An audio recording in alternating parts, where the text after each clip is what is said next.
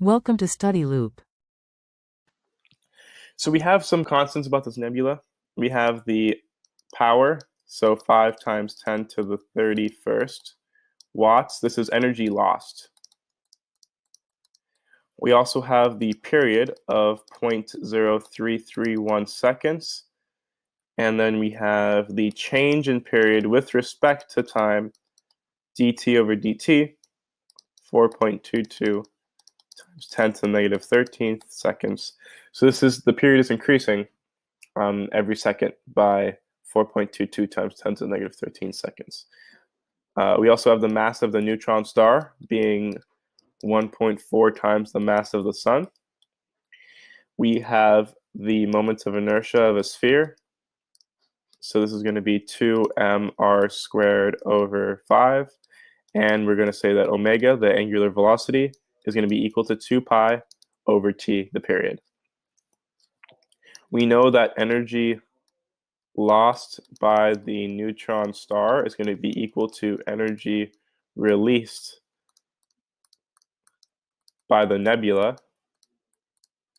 And we can say that the energy of the nebula equals half I omega squared. And we're going to plug in 2 pi over t for omega. So this will be 2 pi squared I over t, given that we have substituted 2 pi over t for omega here. At this point, we can derive both sides and say that dk of nebula divided by dt is going to equal d over dt of 2 pi squared I over t. We're going to have to multiply this here by t over t. And when we do that, we're actually going to be able to see, this would be t squared. We're actually going to be able to relate it to the power lost by the nebula and find our moment of inertia of the neutron star. So if we have this, let's rewrite this. We have dk nebula over dt. This is going to get, again, equal d over dt of 2 pi squared I over t squared. And then we're multiplying this by t over t. We're allowed to do this because it's simply 1. So t over t equals 1. And then we can say that this is going to be equal to 2 pi squared I over t cubed times dt over dt, the change in period with respect to time. We now know that I is going to be dk over dt t cubed over 2 pi squared, and then times dt over dt to the negative first.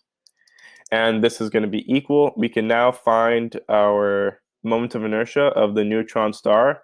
This is our A. This is our part A. And we have 5 times 10 to the 31st. And we have 0.0331 cubed divided by 2 pi squared. And then this is going to be multiplied by 4.22 times 10 to the negative 13th to the negative first. And at this point, we know that the moment of inertia of the neutron star is going to be 2.177 times 10 to the 38th kilogram meters squared. Let's find the radius of the neutron star. So the mass of the neutron star is equaling 1.4 times the mass of the sun, and the mass of the sun is 1.99 times 10 to the 30th kilograms. These are all tabulated values. And this is going to be 2.786 times 10 to the 30th kilograms. Now, from this, we can say that I, for a sphere, is going to be equal to 2 times the mass of the neutron star, r squared, over 5, which simply means that r is going to be equal to 5 times the moment of inertia divided by 2 times the mass of the neutron star, all to the 1/2 power. We can then substitute, so the radius of the neutron star, this will be our answer for part B, and this is going to be 5 times I, which we found previously, so we're using this value here, 2.177 times 10 to 2.177 times 10 to the 38th, all divided by 2 times the mass of the neutron star, 2.786 times 10 to the 30th, all to the 1/2 power, and this is going to be 13,976.83 meters. At this point, we can find c, the speed of the nebula.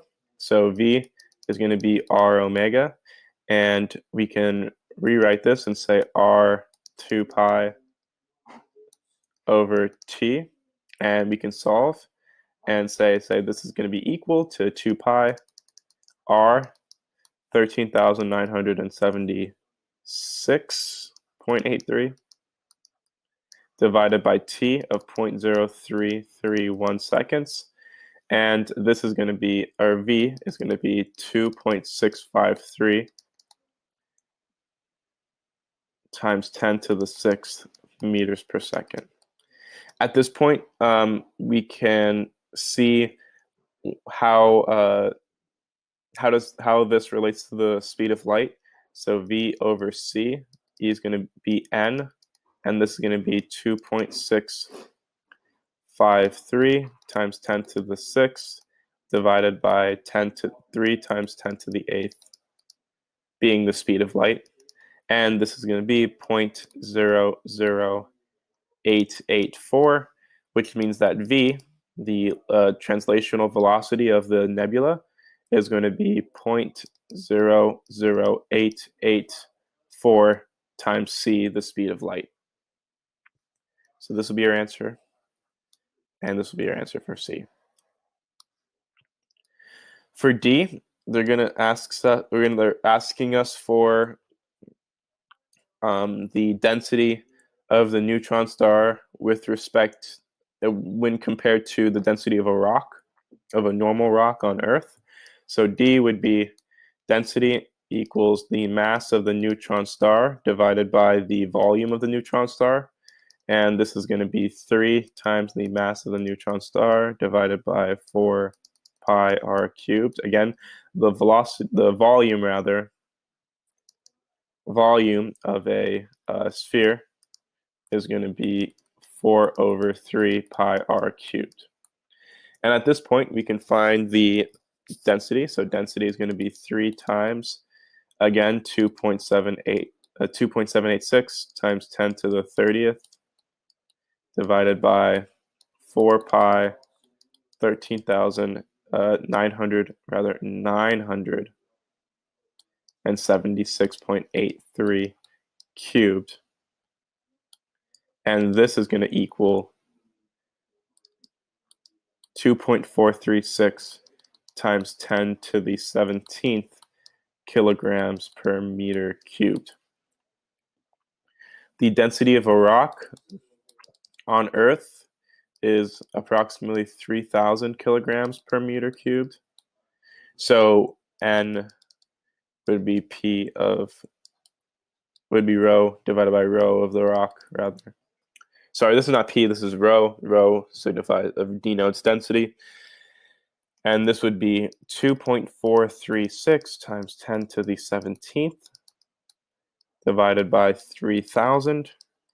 And this is going to be 8.12 times 10 to the 13th. So that means that the density of the neutron star is 8.12 times 10 to the 13th times the density of a rock. So it's 13 orders of magnitude higher than the density of a rock, which is extremely high. And then we're trying to find the density of the nucleus with respect to the density of the neutron star with respect to the density of the nucleus. So here, density of nucleus would be 10 to the 17th kilograms per meter cubed. N will be P of the neutron star divided by P of the nucleus. And this would be 2.436 times 10 to the 17th divided by 10 to the 17th, 2.436. They're on the same order of magnitude, so they're about equal, which makes sense. The density of the nucleus is going to be about equal to the density of the neutron star. And so this would be our answer for D. And that's the end of the solution. Thank you for watching.